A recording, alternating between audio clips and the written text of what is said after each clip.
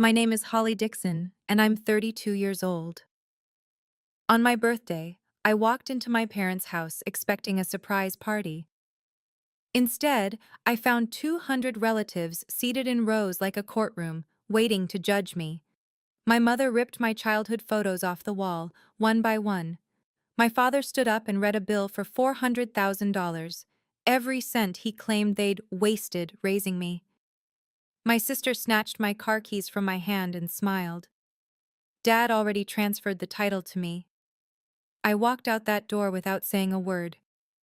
4 days later, they were calling me 80 times a day, but I didn't answer. And here's why. Before I tell you what happened, please take a moment to like and subscribe, but only if you genuinely enjoy this story.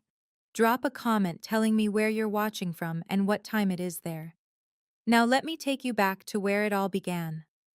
Growing up in the Dixon family, I learned early that there were two kinds of children: Megan and everyone else. My father, Richard Dixon, built a real estate company from the ground up. He was the kind of man who measured success in square footage and profit margins. My mother, Patricia, had been a teacher before she married him, but she traded lesson plans for dinner parties and social climbing. And then there was Megan, 4 years younger, impossibly pretty, and the undisputed princess of the household. I remember the day I got my full scholarship to the pre-med program. I was 16, standing on that stage, scanning the audience for my parents' faces. They weren't there. Megan had a ballet recital that afternoon. More important, my mother said later, not even looking up from her phone. When I graduated from nursing school at 22, top of my class, my mother's response was a sigh. If only you'd studied business like Megan, your father would finally have someone to take over the company. It didn't matter that Megan dropped out of that business program 2 years later. It didn't matter that I was saving lives in the ICU while she was maxing out credit cards. In my parents' eyes, Megan could do no wrong, and I could do nothing right. My beautiful youngest daughter, my mother would coo at family dinners, stroking Megan's hair. Holly, can't you learn something from your sister? I learned all right. I learned that love in this family came with conditions I could never meet. I learned to shrink myself, to stay quiet, to keep the peace. But there was one person who saw me differently, one person who loved me without conditions, and that person was about to change everything. My grandmother Eleanor was the only person in my family who ever made me feel like I belonged. When I told her I wanted to be a nurse instead of joining my father's company, she took my hands in hers. Her grip was warm, steady. Taking care of people is the most noble work there is, sweetheart. Don't let anyone tell you otherwise. 3 years ago, she was diagnosed with stage 4 cancer. The doctors gave her 18 months, maybe 2 years if she was lucky. My parents talked about hiring a full-time caregiver. Megan suggested a nursing home. It would be easier, she said, filing her nails. I quit my job that week, moved into Grandma's little house on the edge of town, spent the next 3 years measuring out her medications, holding her hand through the bad nights, reading to her when the pain made sleep impossible. Megan visited twice in those 3 years. My parents came once a month, stayed 30 minutes, and always left with some excuse about traffic or dinner reservations. But Grandma and we had something real. She told me stories about my grandfather, about her own dreams when she was young. She taught me that strength wasn't about fighting back. It was about knowing your worth, even when everyone around you forgot it. She passed 6 months ago, quietly in her sleep, with my hand in hers. At the funeral, my mother pulled me aside. Don't act like you sacrificed so much. It's not like she left you anything. I didn't respond. I didn't know yet how wrong she was. But Grandma Eleanor had prepared something my family was already circling like vultures. The first warning sign came exactly 1 week before my birthday. My phone buzzed while I was finishing a double shift at the hospital. Megan's name on the screen. She never called me. Ever. Holly. Her voice was strange, too sweet. Have you gotten any mail from a lawyer lately? Something about Grandma's estate? I frowned at the break room wall. No, why? Just curious. A pause. Listen, I've been talking to Mom and Dad. We want to throw you a surprise birthday party. At the house, the whole family. I almost dropped my coffee. In 32 years, my family had never thrown me a birthday party. Not once. A party? For me? We want to make things right, Holly. After everything with Grandma, we've been distant. It's time to fix that. Something flickered in my chest. Hope, maybe. The desperate, foolish kind. My coworker Danny found me still staring at my phone 10 minutes later. He's been my best friend since nursing school, the brother I never had. When I told him about the call, his expression darkened. Holly. He set down his clipboard. They've never thrown you a birthday party. Why start now? Maybe they feel guilty about Grandma. People don't change overnight. They just get better at hiding their intentions. I waved him off. You're being paranoid. But that night, lying in bed, I couldn't shake his words. The strange emphasis in Megan's voice, the question about the lawyer. Why would she ask about that? I told myself it was nothing. That maybe, finally, my family wanted to be a family. I had no idea what was really waiting for me. 3 days before the party, I ran into Aunt Ruth at the grocery store. Ruth was my mother's younger sister, the black sheep, according to my parents. She talked too much and didn't know her place. In other words, she told the truth, and my mother couldn't stand it. Holly. She grabbed my arm in the produce aisle, glancing around like we were being watched. Do you know about Megan? My stomach tightened. Know what? Ruth pulled me behind a display of watermelons. Her voice dropped to a whisper. She's in trouble. Bad trouble. She and Kyle invested everything in cryptocurrency, some scheme Kyle's friend recommended. And? They lost almost $200,000. They're drowning in debt, to the bank, to friends, to everyone. I felt the ground shift beneath me. Does Dad know? No, he's frantic. He's been trying to find money anywhere he can to bail her out. Ruth's grip tightened on my arm. I shouldn't be telling you this, Holly, but you deserve to know. Your family isn't planning a birthday party. They're planning something else.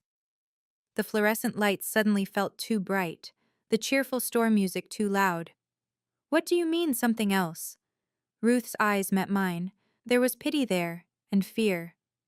I don't know exactly, but they've been meeting, all three of them, talking about Grandma's estate, about some house. She released my arm. Be careful, Holly, please. She was gone before I could ask anything else, disappearing around the corner like she'd never been there at all. I stood alone among the watermelons, my heart pounding. What did any of this have to do with me? That night, I checked my mailbox for the first time in 2 weeks. Working night shifts at the hospital meant I often forgot about things like mail. Bills went on autopay. Everything important came through email. The physical mailbox was an afterthought. But Ruth's words echoed in my head. A lawyer, Grandma's estate, some house. The envelope was buried beneath credit card offers and grocery flyers. Cream-colored heavy paper. In the corner, Law Offices of Gerald Whitmore. I tore it open on my front steps, reading by the glow of my phone. Dear Ms. Dixon, we respectfully request your presence at our offices to discuss matters pertaining to the estate of Eleanor Mitchell. Please contact us at your earliest convenience to schedule an appointment. My grandmother's house, the little place where I'd spent 3 years caring for her. I'd assumed it would go to my mother or be divided among the whole family. That's how these things worked, wasn't it? But this letter was addressed only to me. I dialed the number with shaking fingers. A receptionist answered on the third ring. After a brief hold, she offered me an appointment, the day after my birthday. I hung up and sat in the darkness of my apartment, turning the envelope over in my hands. Megan had asked about a lawyer's letter. My parents were planning something about Grandma's estate. And now this. The pieces were there, but I couldn't quite fit them together. I decided to go to the party anyway. Whatever was happening, I needed to see it for myself. But I wouldn't walk in blind, not this time. That letter sat in my mailbox for 2 weeks. 2 weeks that could have changed everything if I had known what it contained. The night before the party, I couldn't sleep. I lay in bed staring at the ceiling, thinking about all the times I'd swallowed my voice to keep the peace. When I was 20, my father bought Megan a brand new BMW for her 16th birthday. I'd saved for 3 years to afford my used Honda. No one saw anything wrong with this. When I turned 25, 26, 27, my mother forgot my birthday entirely. Megan got weekend spa trips. I got a text message. Sometimes. At Thanksgiving 2 years ago, Megan announced to the whole table that I was just a nurse because I wasn't smart enough to be a doctor. Everyone laughed. I smiled, said nothing. Every time I stayed silent, I told myself I was being mature, being the bigger person, keeping the family together. But lying there in the dark, I finally understood the truth. Every time I stayed silent to keep the peace, I lost a piece of myself. I thought about what I would lose if I kept this up. More years of being invisible, more holidays spent smiling through insults, more moments of watching my parents light up for Megan and look through me like I wasn't there. I would lose myself entirely, dissolve into the background of my own life until there was nothing left, no more. Whatever happened at that party, whatever my family was planning, I would not let them define me anymore. I would not shrink. I would not disappear. I pulled my grandmother's last letter from my nightstand and read her final words again. Live like you deserve to, sweetheart. I fell asleep with the letter pressed to my chest. I didn't know that promise would be tested in less than 24 hours. I pulled up to my parents' house wearing a navy blue dress, Grandma Eleanor's favorite color. The driveway was packed. Cars lined both sides of the street, spilling onto the neighbor's lawn, far more than I'd expected for a simple birthday party. My first real warning. I texted Danny before getting out. I'm here. Something feels off. Stay close to your phone. His reply came instantly. I'm parked 2 blocks away, just in case. Good old Danny. Always prepared for the worst. The front door was unlocked. I stepped inside and froze. The living room had been transformed. Rows of folding chairs stretched across the space, easily 200 of them, all facing a long table at the far end. Like a courtroom, like a trial. Every chair was occupied. I recognized faces from childhood, aunts, uncles, cousins I hadn't seen in years. My parents' business partners, neighbors from the old street. Even people I couldn't name, people who must have been invited just to fill seats. No balloons, no birthday cake, no streamers, just 200 pairs of eyes, all turning to stare at me. Megan appeared at my elbow, her smile too wide, too bright. You made it. Everyone's waiting. Waiting for what? My voice came out steadier than I felt. You'll see. She took my arm and guided me forward. Just go stand by the table. Where's the cake? Later. Megan, what is this? She didn't answer, just kept walking, her manicured nails digging into my sleeve. The crowd parted as we passed. No one said happy birthday. No one smiled. And then I was standing alone in front of that long table, 200 faces staring at me in silence. My father rose from his chair. My father picked up a microphone, the kind they use at weddings for speeches. Thank you all for coming. His voice echoed through the room. Tonight, our family needs to address an important matter. I scanned the crowd, found Aunt Ruth in the back corner, her face pale with dread. For 32 years, my father continued, turning to face me, your mother and I raised you, fed you, clothed you, paid for your education, gave you everything. Dad? My throat was dry. What's going on? Be quiet.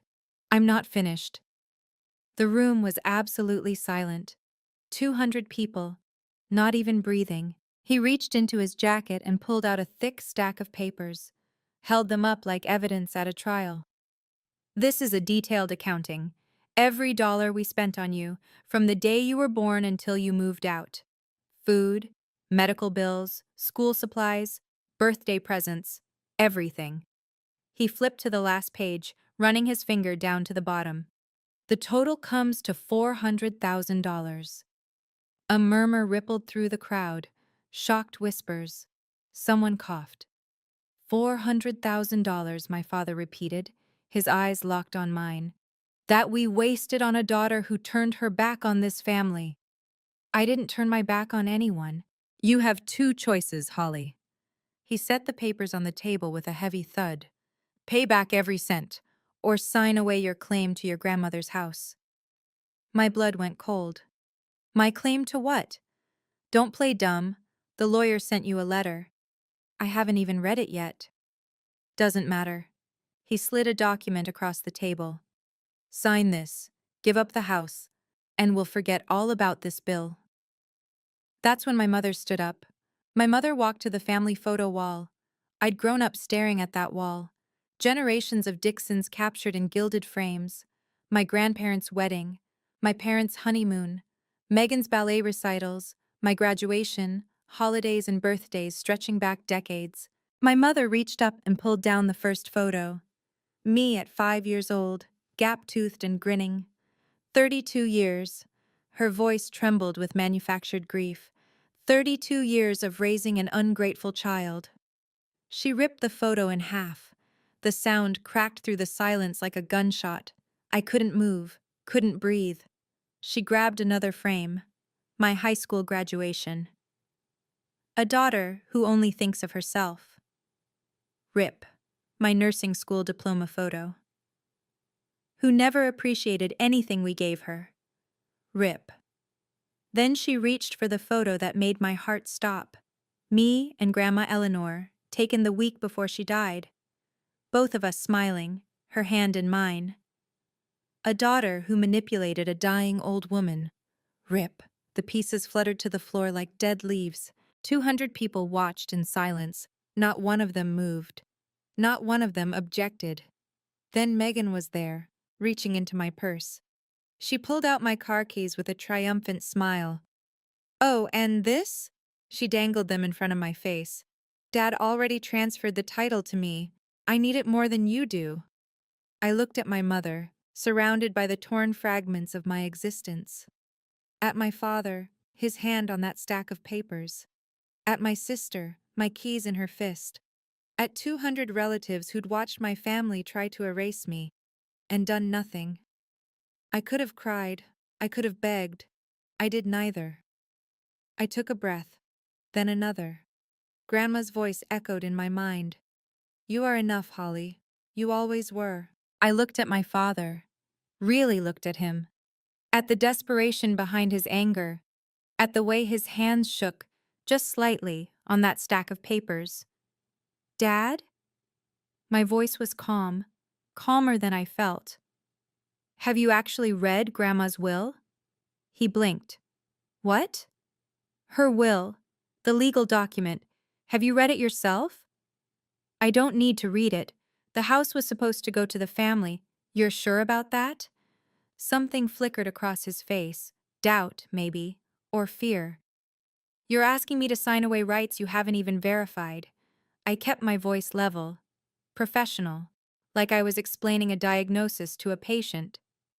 That's not how legal documents work. From the back of the room, Aunt Ruth gave me a small nod. I turned to Megan. How much do you owe exactly? Her face went white. What? The crypto investments. Kyle's sure thing. How deep are you? I don't know what you're talking about. I think you do. Whispers erupted through the crowd. Confused glances, people shifting in their seats. My mother stepped forward. This isn't about Megan. This is about you being selfish. No. I held up my hand. This is about you trying to take something that might not be yours, without even bothering to check. Silence. I looked at the torn photos scattered at my mother's feet, at the car keys still clutched in Megan's fist, at my father's careful accounting of everything I'd supposedly cost him. Then I looked at the door. I won't sign anything tonight. And I certainly won't sign anything under duress in front of 200 people. My father slammed his palm on the table. Sign the paper, Holly, or you're no longer a Dixon. I stood still for a moment, looking at the 200 faces staring back at me. Some curious, some pitying, most just waiting to see what would happen next. This was their entertainment for the evening. My humiliation served up like dinner theater. I reached up and touched the bracelet on my wrist. Grandmother's bracelet, the one she'd given me the day before she died. Slowly, deliberately, I unclasped it and slipped it into my pocket, close to my heart. They didn't deserve to see it. I will not sign anything tonight, I said, my voice carrying across the silent room. I will not make legal decisions while being publicly ambushed, and I will not stand here and let you erase me. My mother's face contorted. How dare you? You've torn my photos off your wall. I cut her off. Dad's demanded payment for raising me. Megan's taken my car. I have nothing left to lose here.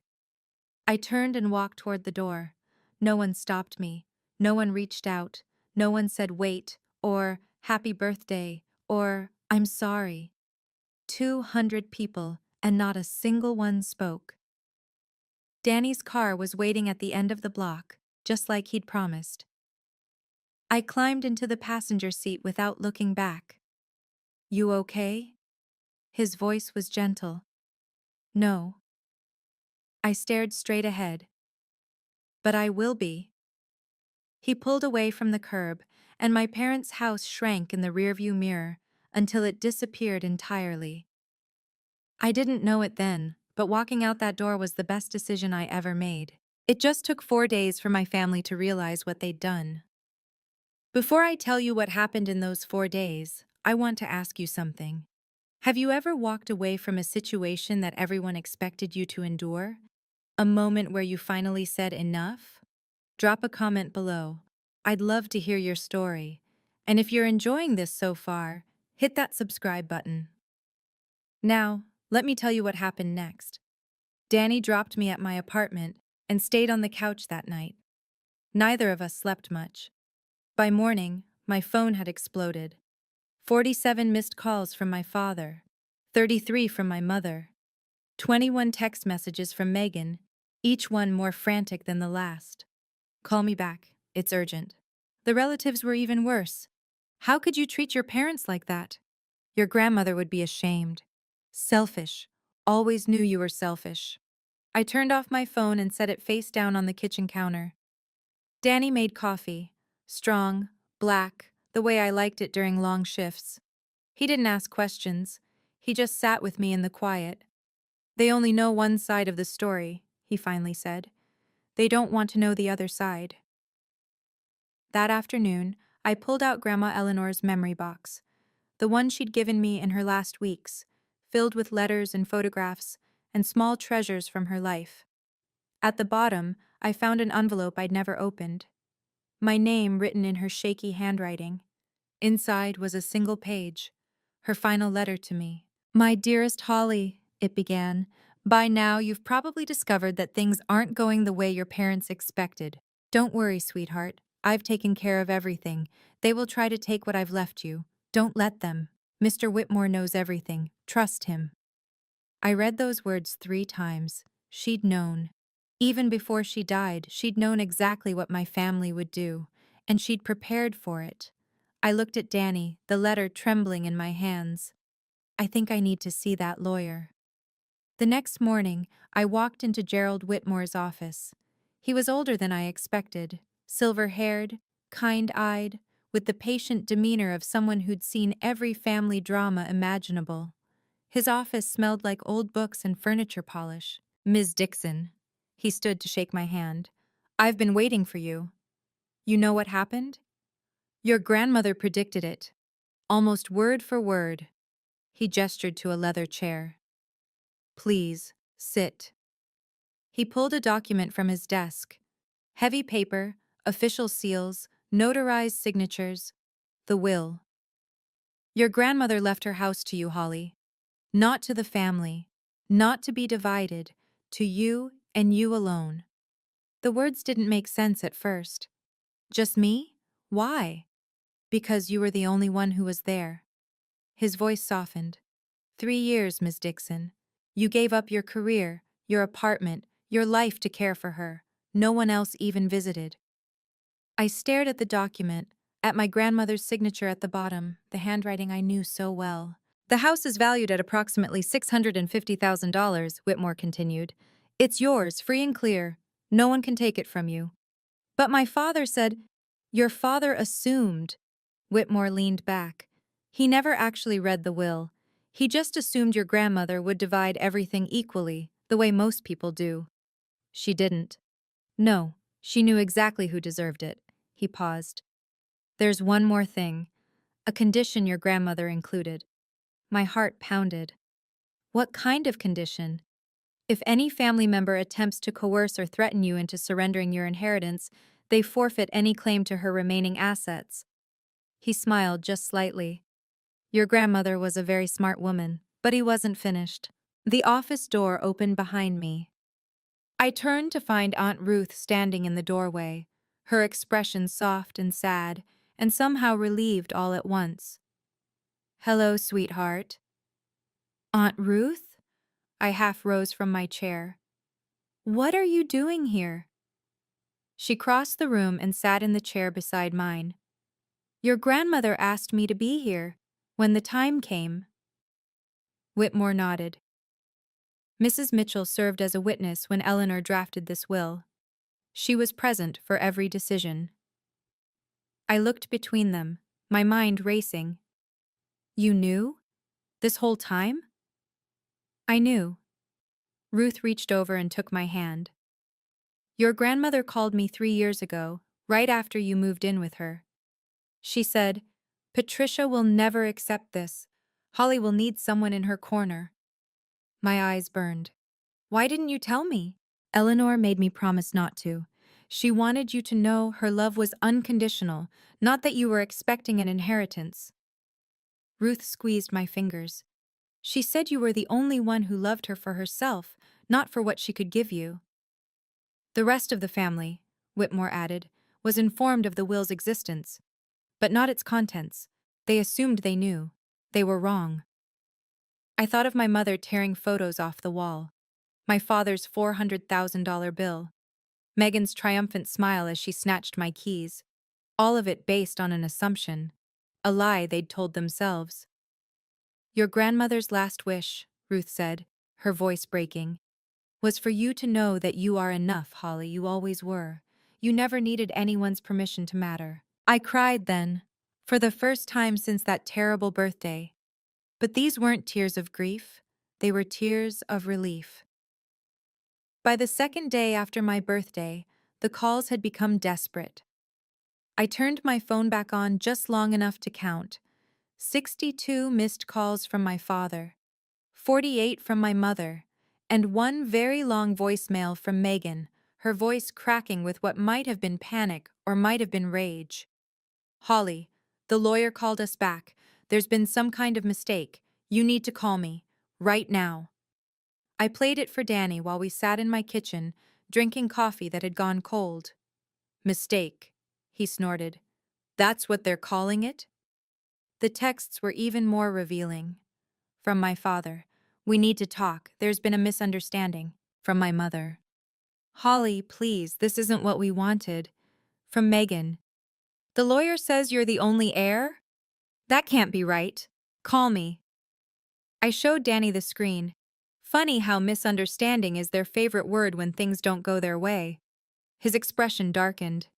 They were perfectly clear 2 nights ago. No misunderstanding then. My phone buzzed again. Another text from my father. We're family, Holly. Don't let some legal document come between us. I read it twice. Then I laughed, a hollow, broken sound. Legal documents didn't come between us, Dad, I said to the empty screen. You did, when you read that bill in front of 200 people. Danny reached over and gently took the phone from my hands. You don't have to respond. I know, but part of me wanted to.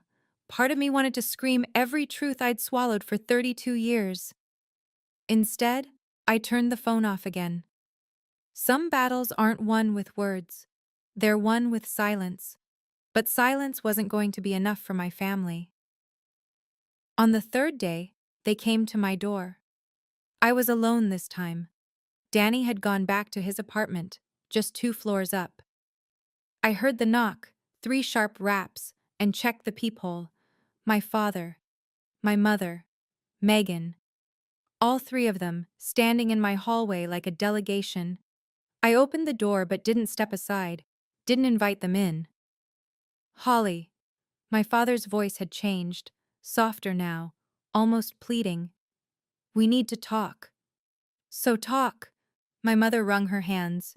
Sweetheart, the other night, I got carried away. I was upset. You tore my photos off the wall, Mom, in front of 200 people. I didn't mean. You called me ungrateful while you ripped up my graduation picture. Was that an accident too? Silence. Megan pushed forward. Holly, listen. I'm in trouble. Real trouble. If I can't come up with the money, then you'll face the consequences of your own choices. Her face reddened. You don't understand. Kyle and I made bad investments. I know. I leaned against the doorframe. That's not my problem to solve. My father straightened, trying to regain control. That house should belong to the whole family. Your grandmother wanted me to have it. My voice was steady. That's why she put my name on the will, not yours. You're being selfish. My mother's grief had curdled into anger. After everything we did for you, you publicly disowned me on my birthday. I met her eyes. You demanded $400,000 for the crime of being born. You watched your other daughter steal my car. I paused. And now you want me to pretend we're family? We are family. That's not how this works. My father's phone rang. He glanced at the screen, and I saw something flicker across his face. Annoyance, maybe, or dread. I have to take this, he answered without stepping away. Barbara, now isn't a good. I could hear her voice through the speaker, loud, angry. Richard, I just got off the phone with Gerald Whitmore. My father's jaw tightened. Barbara. He says Holly is the sole beneficiary, that Eleanor left her everything. Is that true? It's complicated. And he mentioned something else. Something about a coercion clause. If anyone tries to force Holly to give up her inheritance, they lose their own claims. My mother's face went gray. Richard? Barbara's voice carried through the hallway. Tell me you didn't publicly disown your daughter over a house that was never yours to begin with. That's not what happened. I was there. I watched Patricia tear those photos. I watched you read that ridiculous bill. Her voice cracked with disgust. 200 people saw what you did, Richard. And now everyone knows the truth. Barbara, please. The whole family is talking. You tried to humiliate your own daughter into giving up her legal inheritance. And you didn't even bother to check if you had a claim. My father's hand shook. The phone trembled against his ear. No one, Barbara continued, her voice like ice, is on your side. Not after this. She hung up. The 4 of us stood in my doorway, frozen. My mother had gone pale. Megan looked like she might cry. My father stared at his phone as if it had betrayed him. I almost felt sorry for them. Almost. I think, I said quietly, you should leave now. I want to pause here and ask you something. If you were in my shoes, standing in that doorway, watching your family realize what they'd done, would you have forgiven them? Or would you have walked away for good? Let me know in the comments. And if you want to see how this ends, keep watching. But first, make sure you're subscribed so you don't miss any of my stories. Now, let me tell you what I decided. My father pocketed his phone. When he looked up, his expression had changed. The anger was gone. In its place was something I'd never seen before. Desperation. Holly. His voice was different now, smaller. I'm sorry. I was wrong. Can we please talk about this like adults? I studied his face. Are you sorry because you were wrong, or because everyone found out? He didn't answer. That's what I thought. My mother pushed past him, tears streaming down her face. Holly, please. Megan needs help. She's your sister. If she loses everything, then she loses everything. I kept my voice calm, steady, like explaining to a patient why we couldn't give them the medication they wanted. She's a grown woman, Mom. She made her own choices. You heartless. Megan stepped forward, fists clenched. I'm your sister. And you took my car keys out of my hand while our mother destroyed my childhood photos. I didn't flinch. You don't get to play the family card after that. My father tried again. The house belongs with the family. That's what your grandmother would have wanted. Grandmother wanted me to have it. She put it in writing. She hired a lawyer. She made a witness sign. I straightened my shoulders. That's not an opinion, Dad. That's a legal fact. So you're just going to keep it, all of it?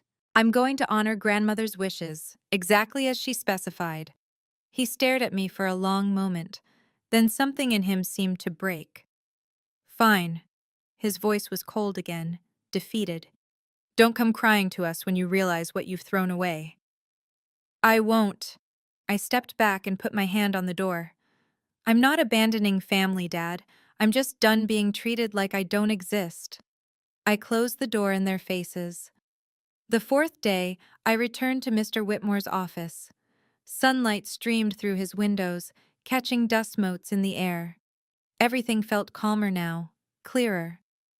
I've made my decision, I said, settling into the leather chair. I want to keep the house, but I don't want to sell it. Whitmore nodded, pulling out a fresh stack of documents. What would you like to do with it? Grandmother always said she wanted it to be a peaceful place, somewhere quiet, safe. I paused, remembering our conversations on her porch. I'll keep it exactly as she left it. Live in it. Take care of it. A fitting tribute. I signed the ownership transfer papers with a steady hand. Each signature felt like a small victory. There's one more matter, Whitmore said, sliding another document across the desk. Regarding the vehicle. I'd almost forgotten.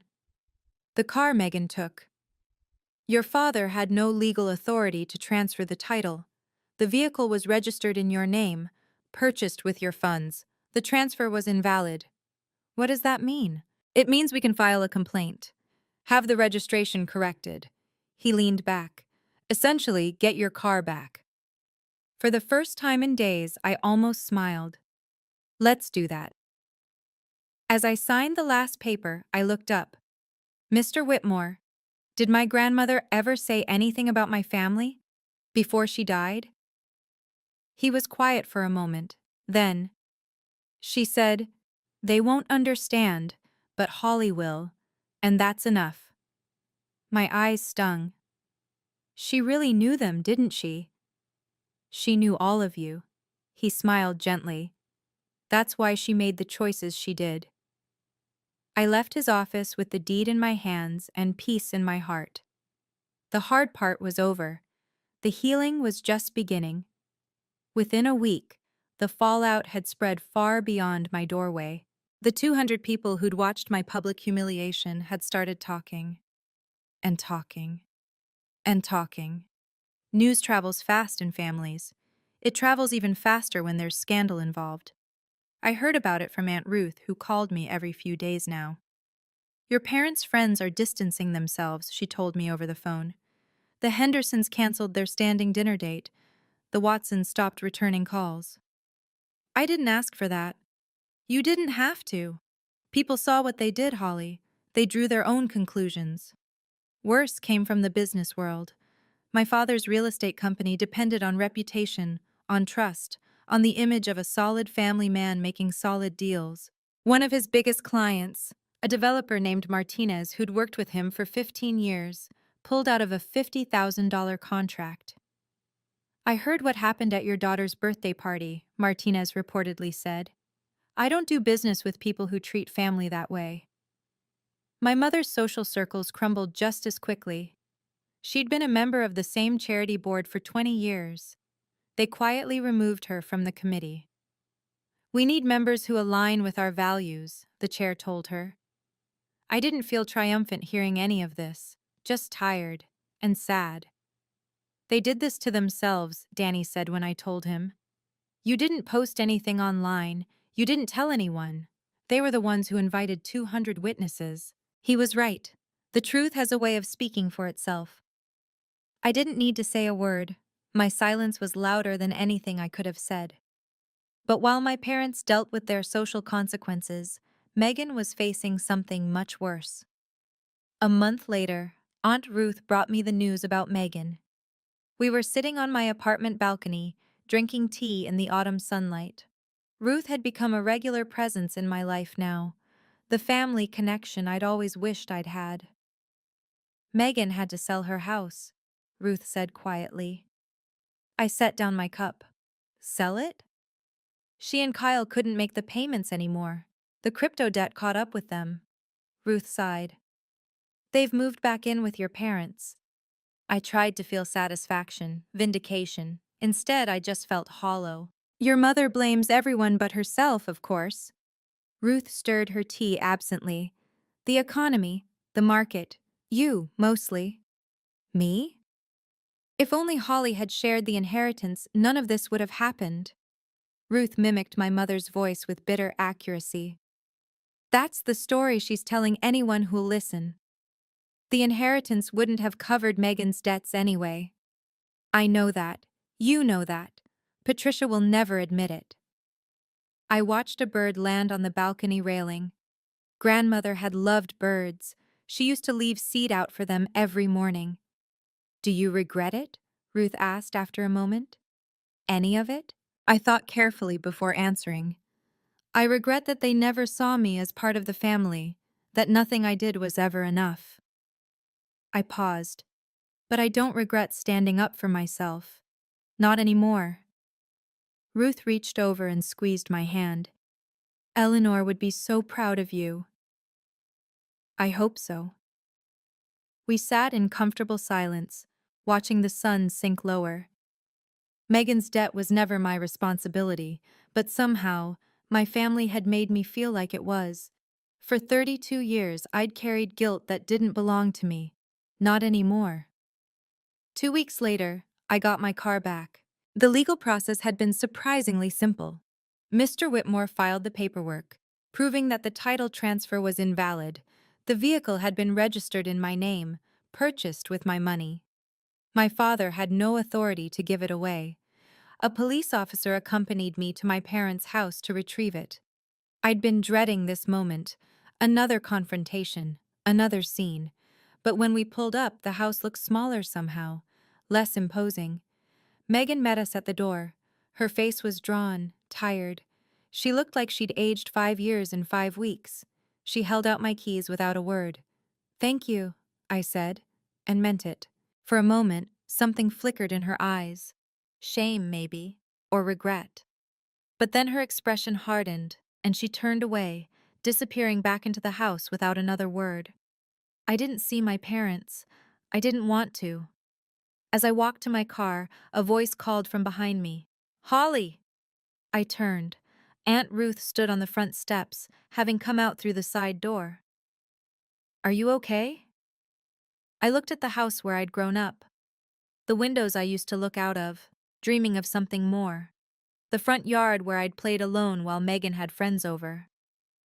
I'm learning how to be okay, I said honestly. Ruth smiled, her eyes glistening. That's enough. I climbed into my car, and started the engine.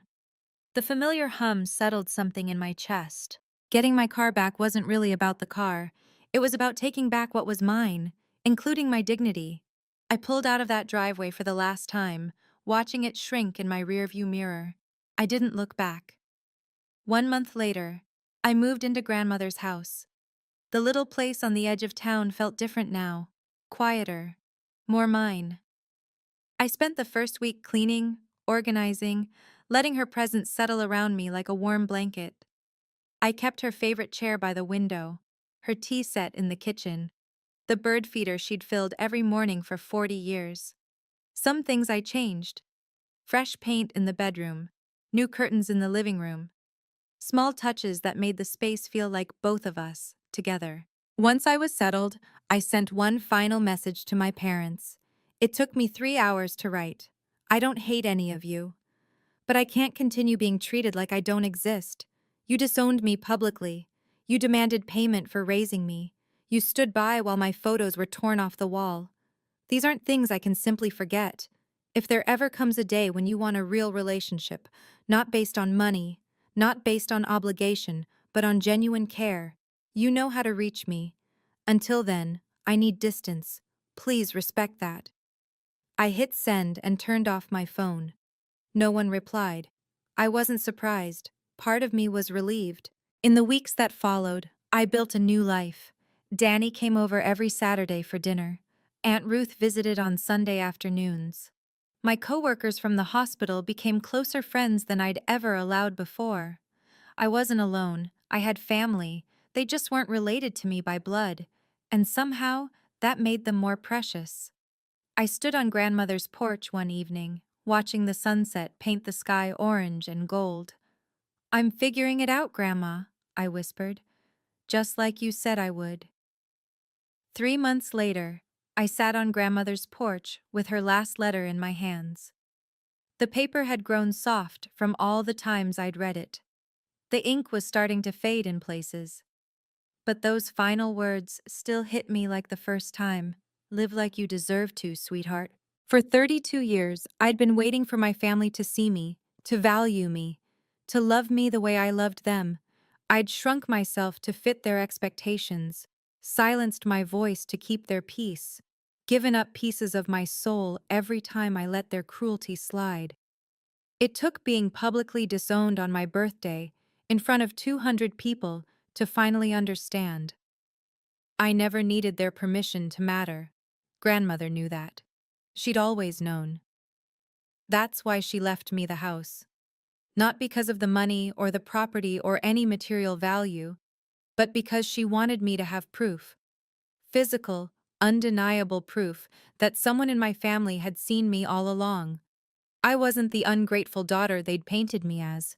I wasn't the burden, the disappointment, the failure. I was the one who showed up, the one who stayed, the one who loved without conditions. And that was enough. The sun was setting now, painting the sky in colors grandmother would have loved. Somewhere in the trees, a bird was singing. I miss you, Grandma, I said to the empty chair beside me. Every single day. The breeze picked up, rustling through the leaves like a whisper, like an answer. I folded the letter carefully and pressed it to my heart. Thank you, I whispered, for seeing me, for believing in me, for giving me permission to choose myself. After all, that's what she'd really left me. Not a house. Permission. That's my story. It wasn't easy to tell, but I hope it helped someone out there who's going through something similar. Here's what I learned. Setting boundaries isn't selfish. Sometimes it's the only way to survive. If this story resonated with you, please like, subscribe, and share it with someone who needs to hear it. Check out the description for more stories like this one. Thank you for listening. I'll see you in the next one.